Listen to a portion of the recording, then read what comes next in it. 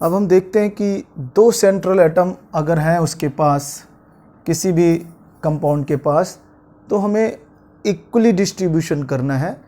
Example से समझिए कि अगर हमारे पास when two central atom in compound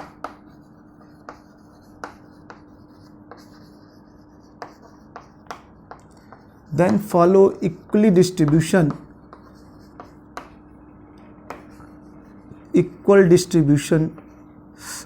except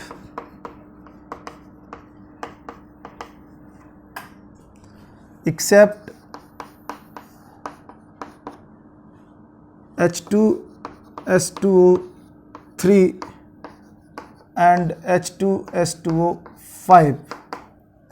देखिए जरा, एग्जाम्पल है हमारे पास P2O5, तो देखिए P और P लिख दिया। अब हमने देखा एक ऑक्सीजन इसको दिया तो ऑक्सीजन डबल बॉन्ड है, वन ऑक्सीजन इसको देना है, फिर एक इसको दिया तो एक इसको देना है, और इस तरह से ये P2O5 बन गया। Cl2O7, देखिए Cl2O7, एक Cl ये है, एक Cl ये है, एक ऑक्सीजन अगर इसको देते हैं तो एक ऑक्सीजन इसको देना पड़ेगा, एक इसको दिया तो एक इसको दिया, और एक इसको दे दिया, ऑब्वियस है एक इसको देना पड़ेगा, और एक बचा तो सेंट्रल पर कर लिया।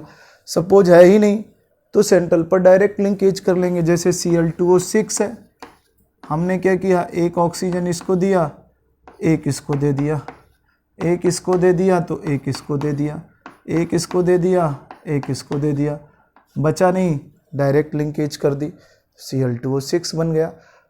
हाँ, बस ध्यान रखना है कि थर्ड पीरियड और सेकेंड पीरियड का, मान लीजिए N2O5 है, तो अगर N2O5 हम बना रहे हैं तो यहाँ पर ये भी दो सेंट्रल एटम N और N, ये इसको दिया, इसको दे दिया, इसको दिया, तो यहाँ ध्यान रखना कि नाइट्रोजन कभी भी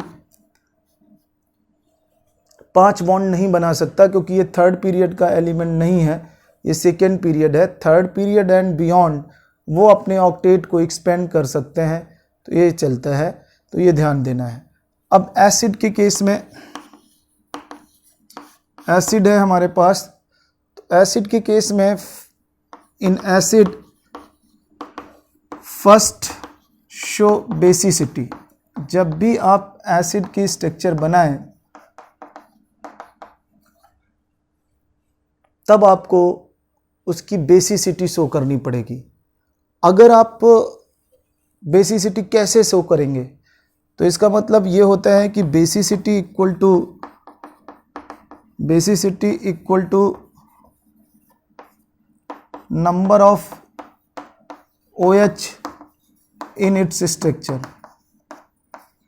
तो इसका मतलब आपको क्या करना पड़ेगा, first OH should be formed in structure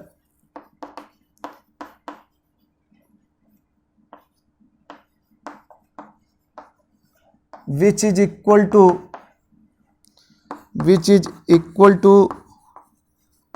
basicity. Basicity के बराबर इक्वल करना पड़ेगा आपको। यह अब हमें कैसे पता चलेगी कि किसकी बेसिसिटी कितनी है, तो हमें ये ध्यान देना है कि बेसिसिटी, अब ये याद करने का तरीका आपको बता देता हूँ। Basicity equal to number of hydrogen except, 4 hydrogen आपने 4 एसिड रट लेने हैं, H3PO2, H3PO3, H3BO3 and H4P2O5 this. तो इसकी बेसिसिटी 1 है, इसकी बेसिसिटी 2 है, इसकी बेसिसिटी 2 है, इस एसिड की और इस एसिड की 1 है। तो हमारे पास जितने भी एसिड हैं उसके पास जितने हाइड्रोजन होंगे उसकी बेसिसिटी उन हाइड्रोजन के इक्वल ही होगी, इन 4 को छोड़कर।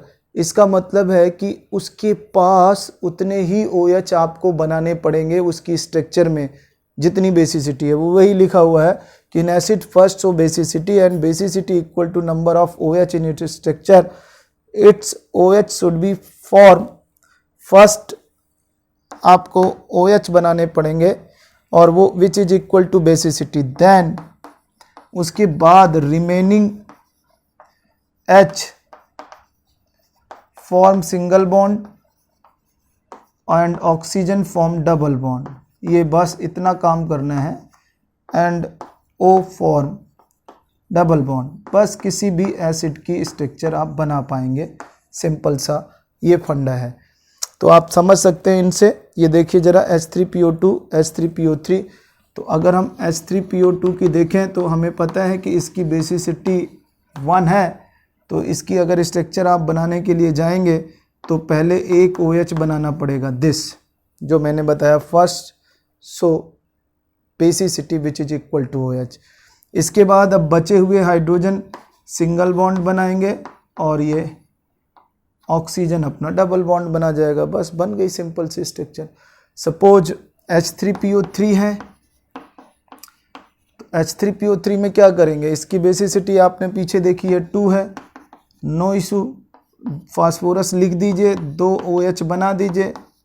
इस तरह से एक ऑक्सीजन बचा तो डबल बॉन्ड से बन जाएगा, और एक हाइड्रोजन बचा तो सिंगल बॉन्ड बना लेगा। इस तरह से हम इसकी स्ट्रक्चर बना सकते हैं। आगे देखिए, अब एसिड 2 सेंट्रल एटम वाले भी मिल सकते हैं। जैसे ऊपर 2 सेंट्रल एटम वाला है, तो ये जैसे H4P2O5 है, तो H4P2O5 अगर आप देखें तो इसकी बेसिसिटी आपने 2 लिखी है, और इसके पास 2 सेंट्रल एटम है। तो आपको बोला था जब 2 सेंट्रल एटम की स्ट्रक्चर आपने बनानी है तो पहले उनको लिखना है और इक्वली डिस्ट्रीब्यूशन करना है। तो एक OH इसको दे देना है, एक OH इसको दे देना है, क्योंकि बेसिसिटी 2 है और इक्वली डिस्ट्रीब्यूशन करना है। तो दोनों सेंट्रल एटम को एक एक OH रखना पड़ेगा स्ट्रक्चर बनाते हुए। आगे बचे हुए 2 हाइड्रोजन है, एक हाइड्रोजन इसको दे दीजिए और एक हाइड्रोजन इसको दे दीजिए। सिंगल बॉन्ड बनाता है, हाइड्रोजन सिंगल बना दीजिए। एक ऑक्सीजन यहाँ है तो एक इसको दे दीजिए और एक इसको दीजिए। बचा हुआ ऑक्सीजन है तो बीच में डाल दीजिए। अगर बचेगा नहीं तो डायरेक्ट लिंकेज है। तो आपको ऐसा क्वेश्चन आता है कि इनमें से किस में central atom to central atom direct linkage है।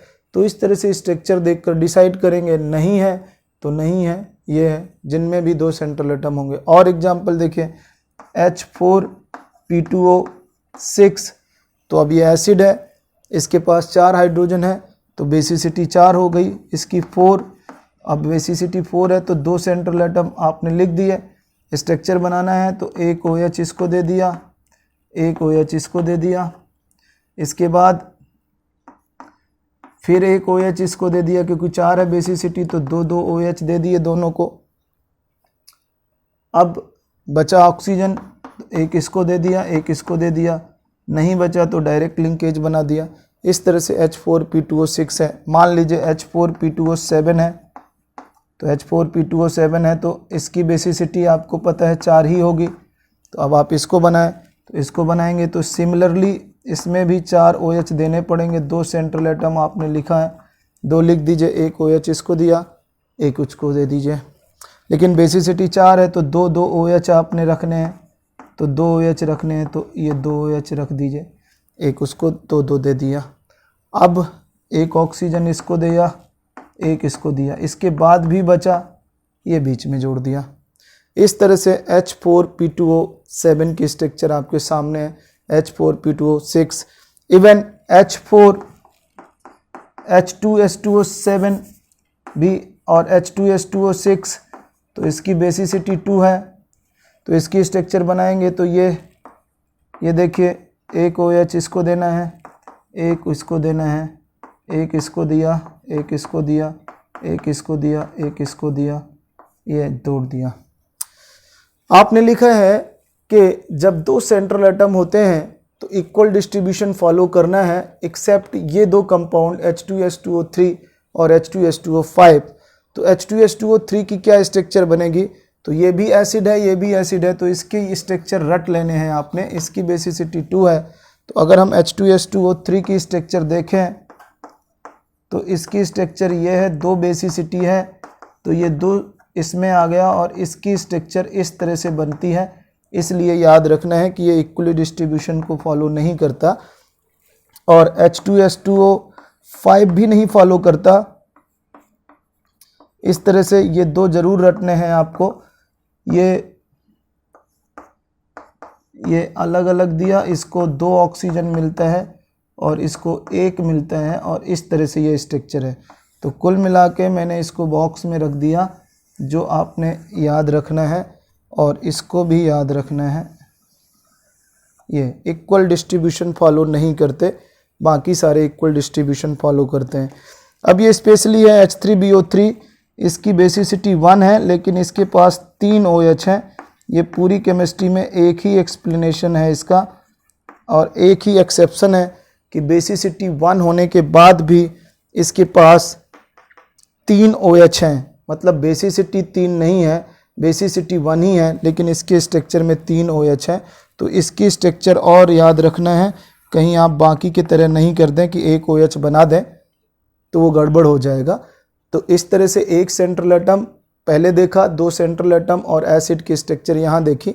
और भी कोई भी एसिड आप H2S2O7 अगर बनाते हैं मान लीजिए, तो देखिए ये 2 सेंट्रल एटम, ये 2 सेंट्रल एटम बना दिया, बेसिसिटी इसकी 2 ही होगी, 2 बना दिया, एक OH इसको दे दिया, एक इसको दे दिया, एक ऑक्सीजन इसको दे दिया, एक इसको दे दिया, एक और दे दिया और अब बचा हुआ ऑक्सीजन बीच में।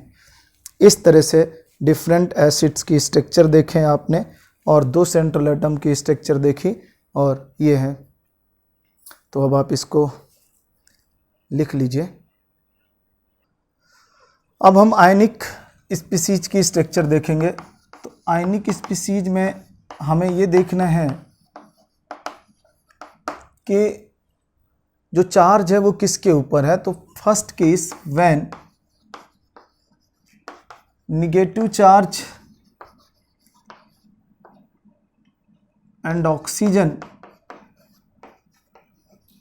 इन स्पीसीज, तो आप समझ लीजिए कैसे बनाना है। तो when negative charge and oxygen in species, तो give 1 negative to 1 oxygen, 1 oxygen, then it form single bond। देखिए क्योंकि जब एक ऑक्सीजन को आप 1 इलेक्ट्रॉन दे देंगे तो 6 से वो 7 इलेक्ट्रॉन हो जाएंगे, फिर उसको 1 ही इलेक्ट्रॉन की कमी है, तो इस तरह से वो सिंगल बॉन्ड बनाएगा और उसके पास जो लोन पेयर होंगे वो इस तरह से 3 होंगे। तो O- के पास अपने 3 Lp होते हैं जब भी वो सिंगल बॉन्ड बनाएगा, O-। ये अगर हम देखें एग्जाम्पल, अच्छा अगर कहीं ऑक्सीजन डबल बॉन्ड बनाता था तो उसके पास डबल बॉन्ड बनाने वाले ऑक्सीजन के पास 2 लोन पेयर होते हैं, ये बात समझ लीजिए। और अगर O- है और सिंगल बॉन्ड बनाता है तो 3 लोन पेयर अंडरस्टूड हैं, चाहे वो दिखाए जाएं या नहीं दिखाए जाएं, क्योंकि कई बार ऐसा क्वेश्चन आता है कि total number of lone pair कितने हैं उस स्पीसीज में या उस मॉलिक्यूल में या उस कंपाउंड में। तो हमें सराउंडिंग के भी काउंट करने होते हैं और सेंट्रल के भी काउंट करने होते हैं। तो हम यहाँ देखें PO4-3 की बात करें तो देखिए अब ऑब्वियस है कि ऑक्सीजन है और ये है तो 3 माइनस है, तो एक ही ऑक्सीजन को सारे चार्ज नहीं देने, आपको स्पेशली बोला है कि give 1 negative to 1 oxygen then it form single bond. तो ये इस तरह से 3 ऑक्सीजन को आपने माइनस दे दिया, वो सिंगल बॉन्ड हो गया और ये ऑक्सीजन डबल बॉन्ड बन गया। इस तरह से इसकी स्ट्रक्चर बन गई। अगर हम देखें SO4-2 इसको बनाना है तो इसमें भी वही चीज़ है, आपने 2 ऑक्सीजन को माइनस दे दिया, 2 ऑक्सीजन अपना नॉर्मल ये बनाएंगे, इस तरह से बन जाएगी स्ट्रक्चर। अगर आपको CO3-2 लिखना है देखिए तो 2 ऑक्सीजन को आपने माइनस दे देना है और ये एक डबल बॉन्ड बन जाएगा, ये बन गया। आपने ClO4- दिखाना है तो 1 ऑक्सीजन को माइनस देंगे तो वो सिंगल बॉन्ड बनेगा, बाकी आपके दिस अब अगर आपसे बोला जाए कि इसके पास टोटल लोन पेयर कितने हैं, तो आपने स्ट्रक्चर तो बना ली। अब आपको पता है O माइनस के पास 3 लोन पेयर रहेंगे, तो 3 इसके पास रहेंगे और 2 2 2, क्योंकि O डबल बॉन्ड के पास 2 होते हैं। तो इस तरह से अगर आपको दिखाना है तो दिखा सकते हैं, नहीं तो वहाँ तो आपको सीधा क्वेश्चन सॉल्व करना है, क्वेश्चन सॉल्व कर लीजिए। जितने O माइनस हो उनको 3 लोन पेयर दे देना है, जितना डबल बॉन्ड हो 2 लोन पेयर। इस तरह से 9 लोन पेयर हो जाएंगे इसके पास, अगर टोटल लोन पेयर की बात करें तो ये है। तो ऑक्सीजन और आयनिक स्पीसीज कोई भी दी जाए, अब आप आराम से उसको बना सकते हैं। चलिए, NO3 माइनस को ध्यान रखना है स्पेशली। तो NO3 माइनस को इसलिए क्योंकि ये सेकेंड पीरियड है, फिर उसमें आप 5 बॉन्ड नहीं बनाएंगे। नाइट्रोजन जब भी आपके सामने आए तो आप समझ लीजिए कि ये इस तरह से स्ट्रक्चर बनेगी NO3 माइनस की, और इसके पास जिस ऑक्सीजन को भी आप कोऑर्डिनेट करते हैं उस ऑक्सीजन के पास भी 3 ही लोन पेयर है। ये बात ध्यान रखना कि किसी भी ऑक्सीजन को आप कोऑर्डिनेशन बॉन्ड में लेते हैं तो उसके पास जो अपने लोन पेयर हैं वो 3 ही काउंट किए जाएंगे, क्योंकि कोऑर्डिनेट बॉन्ड एक तरह का सिंगल बॉन्ड है, सिग्मा बॉन्ड, जिसमें दोनों इलेक्ट्रॉन एक एटम प्रोवाइड करता है और दूसरा एटम केवल पार्टिसिपेट करता है। इसलिए उस कोऑर्डिनेट बॉन्ड को हम सिंगल बॉन्ड भी दिखाते हैं। बहुत सारी स्ट्रक्चर्स में NCERT की आप जब भी देखेंगे तो वो सिंगल बॉन्ड ही दिखा के स्ट्रक्चर पूरी करते हैं, तो वहाँ आपको कन्फ्यूजन रहता है कैसे बन गया। लेकिन कोऑर्डिनेट बॉन्ड को सिंगल बॉन्ड मानते हैं, सिग्मा बॉन्ड, क्योंकि इसकी डिफिनीशन ही है special type of coordinate bond in which bond pair 2 electron provided by 1 atom and other only participate. चलिए, तो यहाँ पर ये हो गया। अगले आगे देखें, when halogen and negative species, halogen and negative charge give 1 negative to 1 halogen, then it form coordinate bond to central atom, coordinate bond from halide ion to central atom। ये जब हैलोजन है तो हैलाइड आयन बन जाएगा और वो coordinate bond to central atom दिखा देना है, या उसी को आप सिग्मा बॉन्ड की फॉर्म में सिंगल बॉन्ड दिखा सकते हैं। तो देखिए एग्जांपल BeF4-2। तो अगर आप देखें तो Be सेंट्रल एटम है, 2 फ्लोरीन को माइनस देना पड़ेगा क्योंकि आपने लिखा है हैलोजन एंड नेगेटिव चार्ज। तो give 1 negative to 1 halogen and this form coordinate bond to central atom and this fluorine and this fluorine. BF4- this, एक F माइनस, बाकी 3 फ्लोरीन, ये बन गया SiF6-2। तो ये है 4 फ्लोरीन आपके नॉर्मल बॉन्ड बनाएंगे और 2 फ्लोरीन जो होंगे वो coordinate bond to central atom. इस तरह से है। बाकी इसके अलावा जैसे ICl4- आप देखना चाहते हैं तो नो इशू, ICl है तो 3 क्लोरीन तो अपना नॉर्मल बॉन्ड बनाएंगे, 1 Cl ये कोऑर्डिनेट बॉन्ड बनाएगा। और इस तरह से इस आयोडीन के पास 7 इलेक्ट्रॉन होते हैं, तो 1 2 3 तो इसके सिंगल बॉन्ड में यूज हो गए, 4 इसके बचे। जो कोऑर्डिनेट बॉन्ड बाहर से आएगा इस पर, उसके लोन पेयर नहीं काउंट किए जाते क्योंकि ये बॉन्ड पेयर है, ये सिग्मा बॉन्ड है, इसलिए ये जो बचे हुए हैं इसके 4 ही इलेक्ट्रॉन माने जाएंगे। ICl2- है तो ICl2- में 1 ICl, ये सिग्मा बॉन्ड, और ये देखिए इस तरह से हैलोजन सिंगल बॉन्ड बनाते हैं तो ये बना दिया, ये कोऑर्डिनेट माइनस ने बना दिया। अब इसके पास एक ही इलेक्ट्रॉन यूज हुआ है बॉन्डिंग में, तो इसके पास अपने 3 लोन पेयर हैं। तो आप ऐसे समझ लीजिए कि जब भी कोई हैलोजन X ये सिंगल बॉन्ड बनाता है तो 3 लोन पेयर रहेंगे, 3 लोन पेयर। X का मतलब है FClBrI। तो इस तरह से कोई भी हैलोजन अगर सिंगल बॉन्ड बनाता है किसी के साथ तो उसके पास अपने 3 लोन पेयर रहेंगे।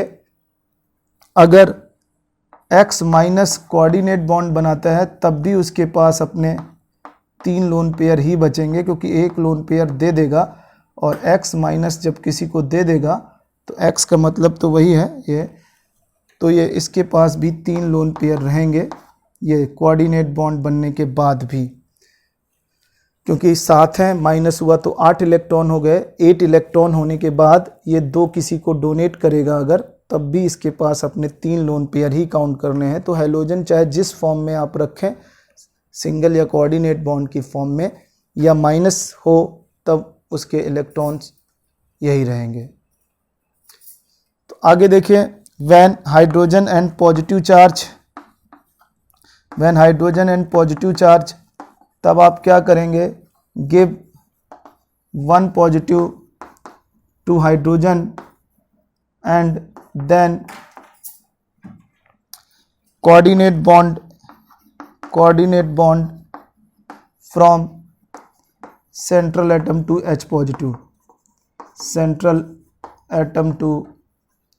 H पॉजिटिव, एग्जाम्पल है NH4+। देखिए ये नाइट्रोजन है, ये 3 हाइड्रोजन अपना नॉर्मल सिंगल बॉन्ड बनाएंगे और ये एक लोन पेयर बचेगा वो H पॉजिटिव को दे देगा। H3O+ में देखिए ये ऑक्सीजन है, ये और ये इस तरह से ये बन जाएंगे स्ट्रक्चर। अब मान लीजिए इसका मतलब है कि आयनिक स्पीसीज में आपको क्या ध्यान देना है, सबसे इम्पोर्टेंट पॉइंट ये ध्यान देना है कि in ionic species give positive charge to less En atom and negative charge to more En। बस आपका ये ध्यान देना है, इससे आपको पता लग जाएगा कि जब भी कोई आयनिक स्पीसीज है तो पॉजिटिव लेस En को देना है और निगेटिव मोर इलेक्ट्रोनिगेटिव को देना है। बस जैसे एग्जांपल है NO2+, तो यहाँ देखिए N लेस इलेक्ट्रोनिगेटिव है तो पॉजिटिव N के ऊपर आएगा और इस तरह से ये बन जाएगा। ये NO2- है तो NO2- में ये और O को माइनस दिया तो इस तरह से ये NO2- की स्ट्रक्चर है। तो ये आप आयनिक स्पीसीज की स्ट्रक्चर देख सकते हैं। ये डिफरेंट स्पीसीज है। I3- और I3+ एक आता है, इसकी स्ट्रक्चर समझ लीजिए। अगर ये I- है, ये I है, तो आप ऐसे बना सकते हैं या इसको ऐसा भी बना सकते हैं, ये माइनस सेंट्रल एटम को दे दें तो ये है, बराबर एक ही जैसा आंसर आएगा। ये I3+ में अगर सेंट्रल को प्लस करेंगे तो ये I ये हो जाएगा। अगर आप सराउंडिंग को प्लस करें तो सराउंडिंग भी आपका ये बन जाएगा। I3+ की स्ट्रक्चर आप बना सकते हैं। यहाँ पर I3+ में ये I